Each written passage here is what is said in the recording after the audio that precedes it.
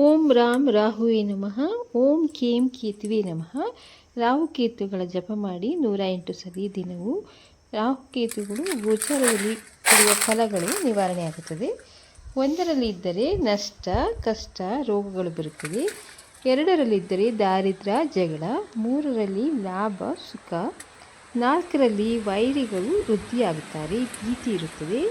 5ರಲ್ಲಿ ರಾಹು ಅಥವಾ ಕೇತು ಇದ್ದರೆ ಶೋಕ, ಚಿಂತೆ ಇರುತ್ತದೆ. 7ರಲ್ಲಿದ್ದರೆ ಧನಲಾಭ ಆಗುತ್ತದೆ, ಸೌಖ್ಯ ಇರುತ್ತದೆ. 6ರಲ್ಲಿ ಜಗಳ, ತೊಂದರೆ ಇರುತ್ತದೆ. 8ರಲ್ಲಿ ಅಪಮೃತ್ಯು, ಭಯ ಇರುತ್ತದೆ. 9ರಲ್ಲಿ ಪಾಪ ಕೆಲಸದಲ್ಲಿ ಮನಸ್ಸು ಇರುತ್ತದೆ. 10ರಲ್ಲಿ ಚಿಂತೆ ಇರುತ್ತದೆ. 11ರಲ್ಲಿ ಸೌಖ್ಯ, ಸುಖ ಇರುತ್ತದೆ. 12ರಲ್ಲಿ ಧನ ನಷ್ಟ ಆಗುತ್ತದೆ, ವೈರಿಗಳ ವೃದ್ಧಿಯಾಗುತ್ತದೆ.